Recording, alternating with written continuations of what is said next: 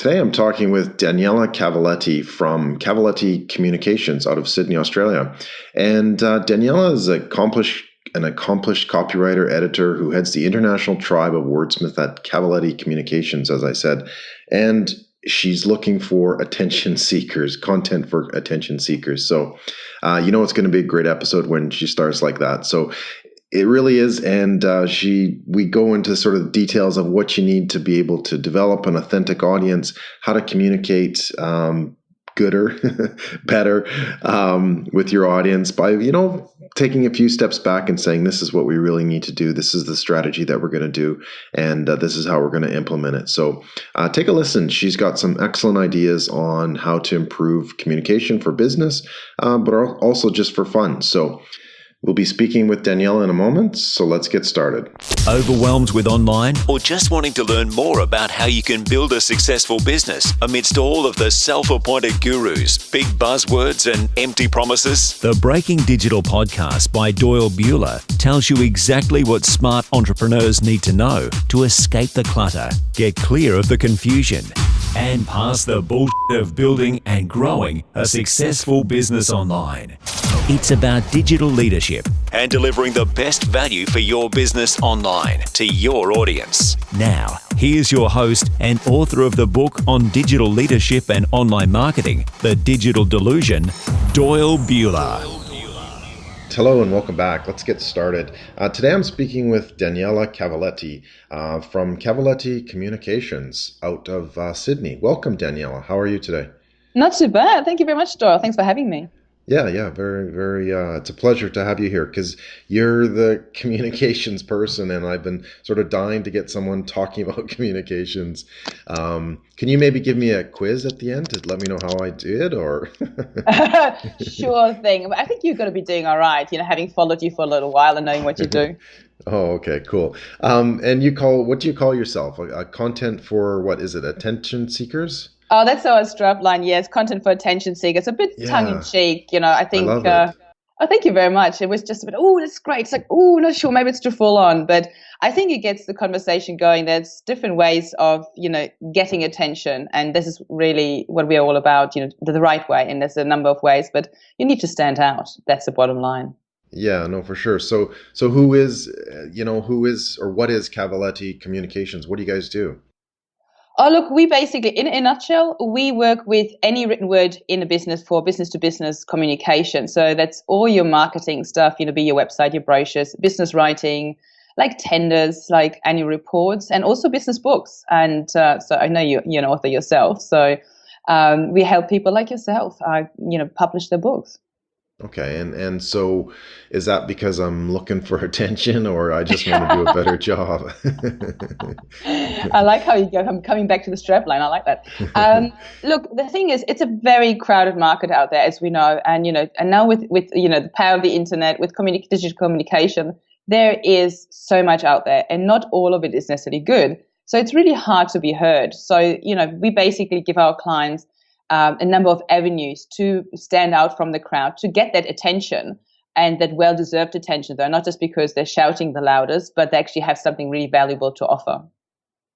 Okay, so you kind of help them massage their message and making sure that they say it correctly. Is that how to describe it? Yes, look, obviously, if you think about something that most of us have, if you have run a business, a website, there's many ways of communicating who you are, what you do. And I mean, one of the main things is I still see so many websites out there that are very confusing to the person who the website is actually for, your potential client, because they're not talking to the client, but they're writing it from, the business perspective. This is what we do, not how can we help you? What problems do we solve? So I think really the key to standing out from the crowd, to get that attention that we're seeking for our business, is to be authentic. Not to be afraid to show who you are, warts and all, because there's so much stuff out there. We will notice people who stand out by being themselves, and the content, when it comes to content and writing for digital or also print, is to be really authentic, relevant, and memorable. And that takes some rethinking in some cases. But what exactly is authentic in the writing context?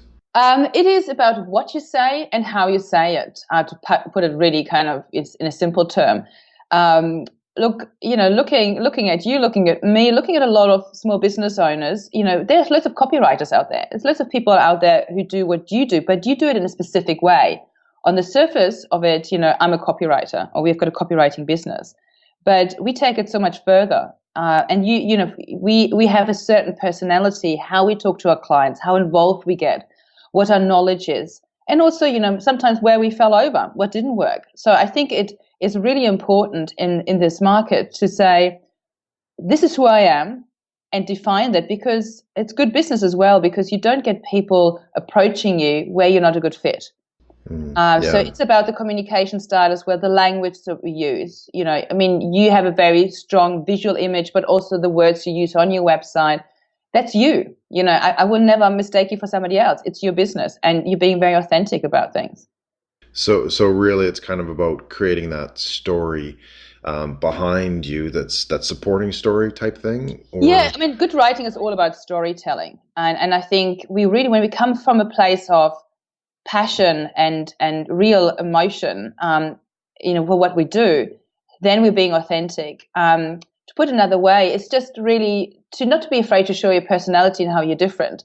It's the same thing as if you imagine you go speed dating, okay? So we put all this kind of persona on, saying, yes, of course I do this, and I'm successful, and I'm doing that. That's not the real person. That's the person you think the other person wants you to be. But if you just turn up, you're not usually in a suit, so you turn up in your jeans and you just be who you are. That's what you do in writing as well. That you really let people see who you are and be really true to yourself. And so what if I show up in a Speedo then? Well, I'm sure you find somebody who really loves that. Tony Abbott, if he's hanging around, he might pick you up. You never know. Oh, okay. There's somebody for everybody. Don't you worry. Yeah. Okay. All right. Good. So continue. It's about telling that story and being authentic, and because that's the side that people really want to hear from. Is that correct? It is something that people just relate to. I think good writing, good communication it starts somewhere else. Let's take it one step back. Good communication is about listening.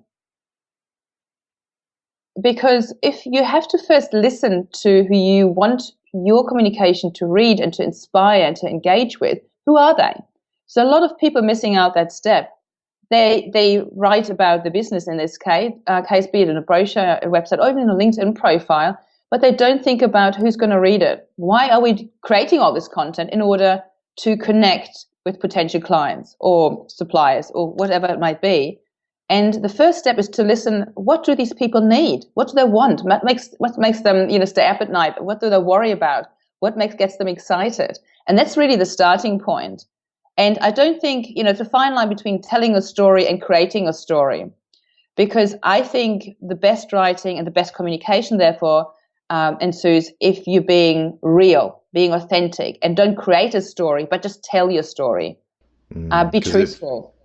So because I was going to ask you, can you sort of manipulate authenticity? And you kind of can if you create a story as opposed to just telling your story. Look, coming from my point of view, from a copywriter, so how we would work with our clients is that we're so also stuck, I think, and us included, because we are just human beings, even if we're copywriters. When we talk about ourselves or think about ourselves, we are already telling ourselves a story. When I started my business, I thought, copywriting, well, anybody can do that. So no, it's not a good idea. But if you go back and actually have somebody coming from the outside, they will see you in a very different way. So let's say somebody comes to us, like we had a really lovely guy, a painter, whose his first language is not English.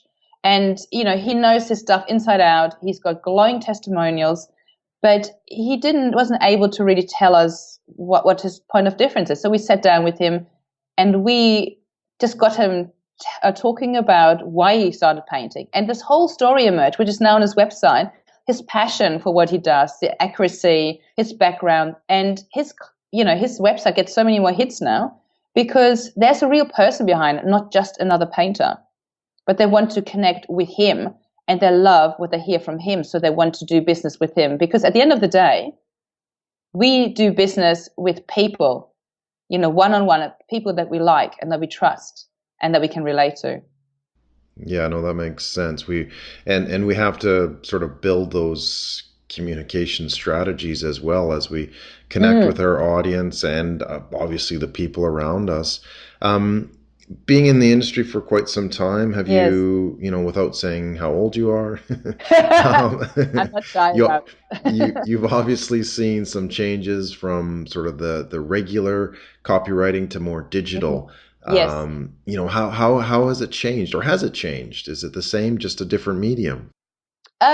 It has changed insofar that people's attention span, turns down to, I don't know how many split seconds sometimes, I believe, but attention span is shorter. So you have to adjust your writing, but also how you present the content. People are very visual creatures. So obviously, if you think about blog posts and social media, and also, seeing your news or any content on the phone, you have to have bite-sized information, or people actually consume information in more bite-sized form. So even if you look at a book in a Kindle, the screens are quite small and you just get a little bit of information. So I think it has really changed there is so much information and people are being bombarded. They're really they have to make a very quick decision. Is this of interest to me? So we may use things such as breaking down long areas of text with subheaders. So we basically guide the eye through the story by headlines, so people can quickly skim those and could then delve deeper if they think this is an interesting story. So yes, I think it has changed majorly. And also having, on digital, the visual element there, or the ability to have music and sound as well. There's so many different ways to attract attention. So content has to work with, all those elements as well, and not just stand in isolation. Yeah. At the same time, we can sort of elevate it to, the sound and the videos and the pictures and the headlines, but we're still kind of missing something, right? And there's that sort of the point-to-point, human-to-human contact. Is there a way in your mind of overcoming that with the way you present your message? I think that comes back to being authentic. And as I said, for me or for us, the copywriters, it is really the key thing to find out who we're writing for, and what is the story to tell that makes somebody stand out. How can you attract that attention and stand out from the crowd? And there are a number of ways, but I think telling a story and being emotive without being soppy, but connecting on an emotional level, that creates good content, because then you create the person-to-person connection. And because the reader feels really understood, instead of waiting for somebody to come up with a problem, calling you, can you do this as well? Already address it in a positive way in your content, saying, and we know that many of you, have this issue kind of thing, and this is how we deal with it. And I go, I feel safe.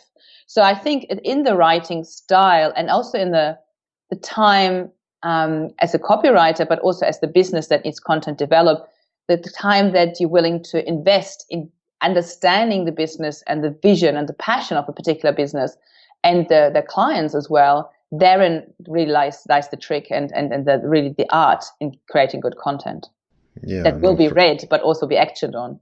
Yeah, and that's kind of important, is not just having it out there, but having people sort of act upon it. Yes. As you deal with a lot of small businesses as well, and entrepreneurs and that sort of thing, they've kind of got the not necessarily bad rap, but most of them are technicians, very technical people. And I don't mean, creating wires and that sort of thing, but technical from the standpoint that, hey, they know their stuff, right? Yeah. Yet they have a hard time communicating that outside of that technical box. How do you kind of encourage or coach or get people to, be a little bit more open in communication? Look, that's what comes out to get that outside view. And for especially for SME, for small businesses or entrepreneurs, we come to the outsourced communications department, which it's a building of trust. So what we do is really ask them questions, not what do you do, but why do you do it? What's your vision? What's your philosophy? And sometimes it takes and other things like that go deeper. That what actually makes them get out of bed to run their business every morning, and that's when you drill down to the passion and the real, authentic, and unique motivators. Why this technician, the person who's very good at one particular thing, why they're doing what they're doing, and that makes the difference in then telling that person's story and the business story, and creating content that connects with the right people out there, with the right clients, not the ones that actually wouldn't be the really good clients for that particular business as well. So it's all about having the outside view, and for us as copywriters to really look at what's different about you. What do you do well? What do you do differently from the rest of the industry? What's your way of thinking, and how can we differentiate you from the crowd out there and from the noise? And how long would this process take? Is it, sit down for a couple of hours or a couple of days, or, Look, we've got a number of processes, but depending on how big the project is, obviously, but usually it's a number of hours and not a number of days. And I think we over time, with our clients, obviously, we create a really close relationship, and you find it more and more, and writing becomes easier because you're almost writing as if you were them. But the initial process, let's say somebody came for something like a brochure, website, or a tender, etc., it would be really a couple of hours. We have a written brief that we give to the client to let them come up with the ideas first and their thoughts, because it comes straight from the heart, and then we dig deeper with them. So really, it's a couple of hours, and then when we create content, other questions might emerge. But it's an ongoing process. It's the story grows while we talk. Yeah, no, and so it should. And what do you find people are doing wrong? Like, if sort of you've been commissioned or whatever to help somebody at the beginning, or opposed to later on, like what big mistakes do you find people are making out there? Look, I think it's just often a misunderstanding, or coming out of fear and trying to do something. What we see is, for instance, clients who just react, like because a competitor has done something. It's like, oh, I need this done because my competitor has done that. And to those clients, I would say, look, they've just done that. That they've reached your market. Let's do something different. So don't just react, but think about what's your long-term goal. And within that comes, the need, I think, for a bit of a marketing strategy, and whether you sit down internally and do that or get somebody from the outside. But don't just create content for the sake of creating content, but where does it fit into your overall strategy? And that comes back to understanding who your clients are, or, what clients in future you want to attract. And so where are they? Where do they read your content? So social media comes in there. Is your LinkedIn profile up to date? I mean, everybody checks people out on LinkedIn these days. You meet somebody networking, or you get a referral to somebody. You go to the website, people go to the website and to LinkedIn. So make sure the essentials are actually in place before you try to have a huge marketing campaign, for instance.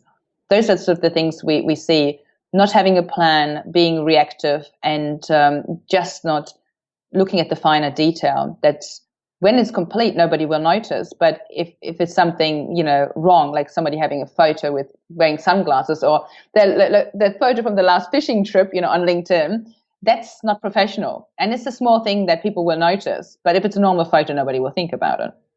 Yeah, or unless they're trying to go for that that casual guy. Have you been looking at my LinkedIn profile? Oh, well, I'm not saying anything. How about I just put my foot in it? I haven't looked at it recently. I should have probably. Yeah, no, that's okay. I'm just teasing. So will you kind of help them? Or actually, let me step back a minute. Do you feel that we should all be helping other people with their communication, or we should lead it to the experts? Sorry, can you rephrase that? Because I didn't quite catch the difference.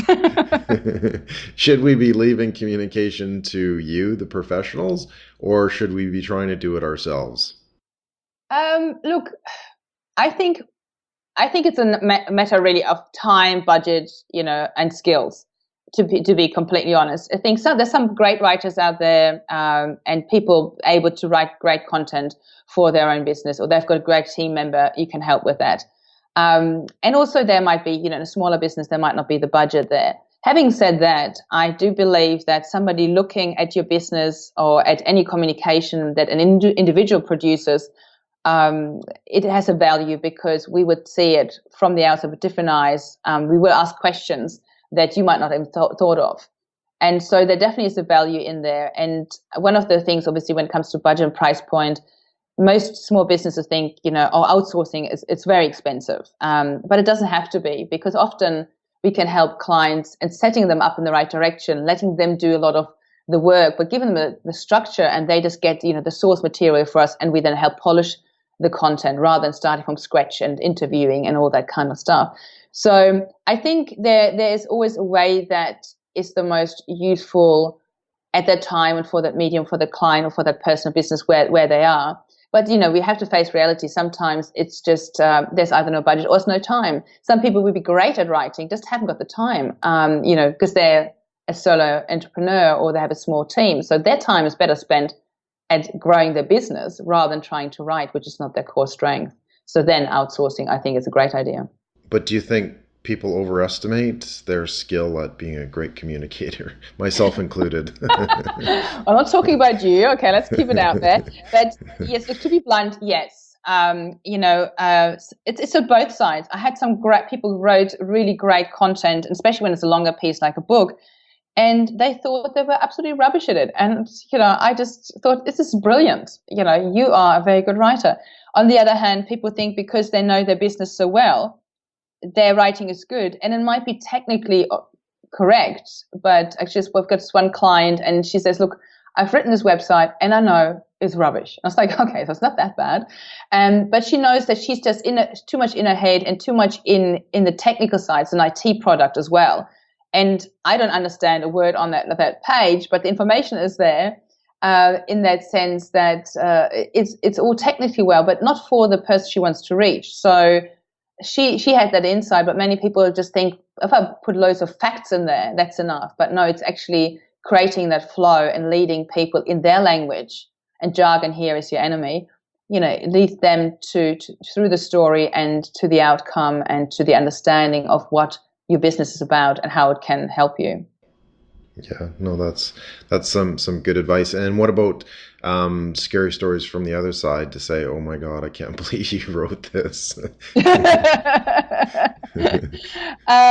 Well, there are no need to mention any names. So look, I think I haven't come across completely horrific things, that where people really should just go and hide in shame. We have, it's different tendencies. With a long piece like a book, it's easy to just get carried away and get into your personal story. But I think inappropriate content where people think, for instance, when it comes to social media, and we're talking digital here, social media, LinkedIn profile, people confusing LinkedIn with their personal Facebook page. And I came across some very inappropriate photos, but also people, how they communicate, using those tools. So I don't know, I've been propositions a few times via LinkedIn. I don't think they've quite belonged there. And it's like, hey, do you want a job? And do you want a cup of tea or coffee as well? Or maybe a drink? It's like, yeah, not quite. But look, there are, I wouldn't say I haven't come across any horror stories, but it's really, people have been bogged down in writing completely inappropriate content or not using it in the right way, or having brilliant content, but then letting themselves down by not backing themselves up with really a consistent tone and a consistent output of content. So I think that's the worst thing, really, not being consistent and confusing the hell out of your readership. Yeah. No, for sure. So do people think, so no real cringeworthy going, oh my you God. Really want some really horror stories, don't you? I'm just curious. I don't know. No, look, it's really nothing where everything can be fixed. Almost everything. Okay. Yeah. I had one with this book. We're not talking digital, but a book where it was 200,000 words and about 175,000 were about how great the author was as a human being. And it's like, this is for your client. And it's just like, oh, but I'm fabulous. It's like, I need to tell them my story, so otherwise they won't get it. And that was really hard because it's cringeworthy, because it really, really, really reads badly, and actually you end up hating the guy. You know, you don't want to want your readers to hate you because you think they're stuck up. So paring that back and creating that balance again between personal story and actually something being in there for the reader was a little bit tricky. Let's leave it at that. All right, no, that's good. So do you go through people's social media posts and correct their grammar then, or? I'm known as a grammar Nazi, so I confess, yes. Okay. But it's not part of my job usually. But look, attention to detail is so important in writing. And I know people have different opinions, but I do believe that if I see, or if one of, a person sees something where it's badly written or a certain style, that's almost fine. It's maybe a personality thing, but to be sloppy with the grammar and with the writing, people notice it. And even if they go, it doesn't matter, it sticks in a subconscious, and it speaks of sort of sloppiness. And then we don't trust the person. And some people like me who are grammar Nazis, for them it's more extreme.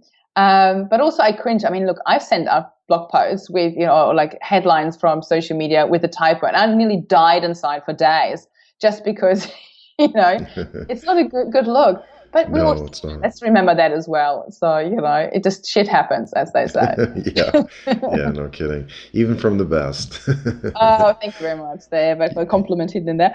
Look, it just happens. I think we need to loosen up a little bit as well. But I think from a recovering perfectionist here, close enough is good enough is something that really kind of makes me feel a bit uncomfortable. But I think being thorough, rather than being perfect is really important. Be thorough in what you do in your writing communication, with the research, with the writing, with the presentation.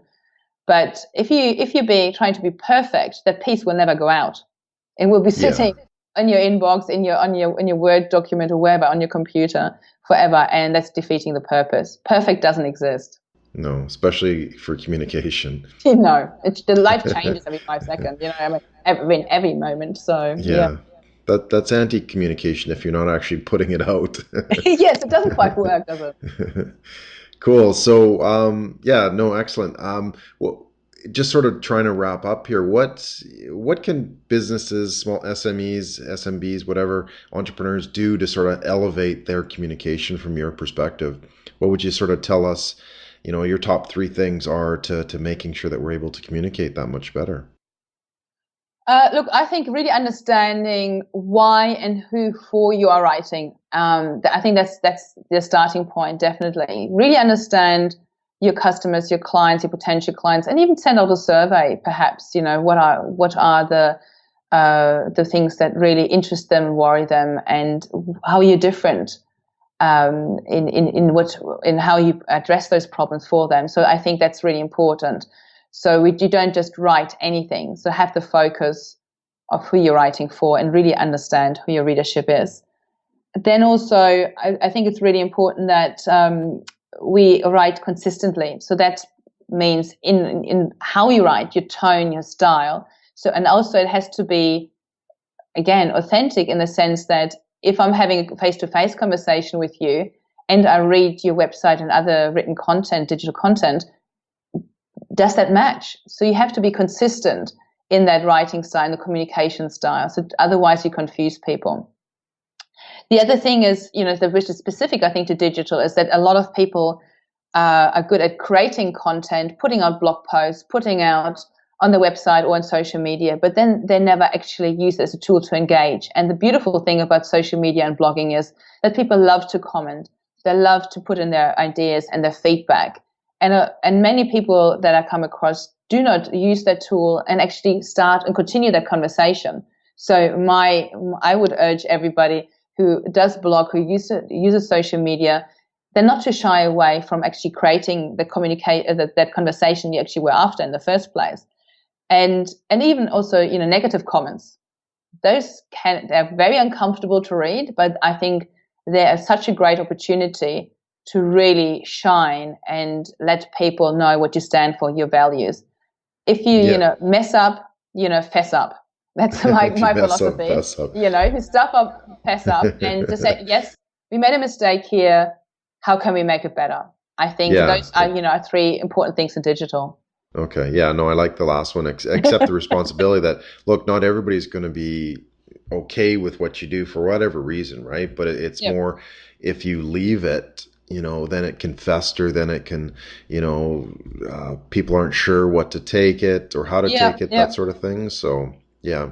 And look, even if you don't agree with them, there's ways of saying it so that it works out in the end for the most part, but exactly. And especially, sorry.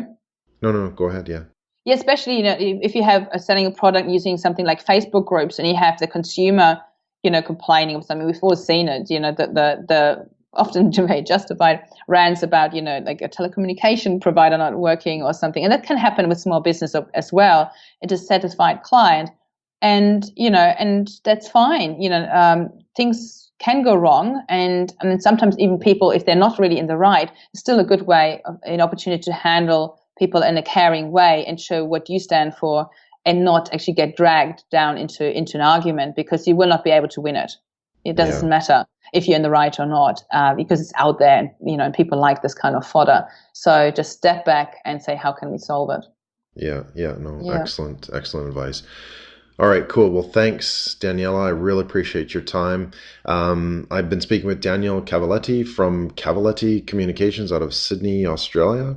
And how can people find you online? Oh, look, there's, of course, our website, cavacom.biz, and I'm on LinkedIn, all over LinkedIn. So find me there as well, Daniela Cavalletti, and we shall connect. Yeah, excellent. All right. Well, thanks, Daniela. And for the listeners, you'll be able to get the transcript and more details and links to find Daniela online at thedigitaldelusion.com/podcast. So once again, thank you very much, Daniela. And for all the listeners, we'll see you online. Thank you very much for listening to Breaking Digital, the podcast for smart entrepreneurs wanting to become true digital leaders in their industry and to own online. If you have any comments on the program, please feel free to connect on Twitter at Doyle Bueller with the hashtag #OwnOnline. I would really appreciate it if you could share this podcast with your network, as I'm sure they will get some value from it for building their successful business online as well. You can find the resources that we talked about, as well as the transcript and full podcast for download on thedigitaldelusion.com/podcast or on iTunes or on SoundCloud. I'm Doyle Bueller, and I will see you online. Thank you for listening to Breaking Digital with Doyle Bueller. While he goes and makes a sandwich, you can find all of the notes, links, and details on this podcast by visiting thedigitaldelusion.com/podcast. Go on and click that now. www.thedigitaldelusion.com/podcast. I'll definitely click that. If you'd like a free copy of the book, The Digital Delusion, How to Overcome the Misguidance and Misinformation Online, just send an email to doyle@thedigitaldelusion.com. See you online.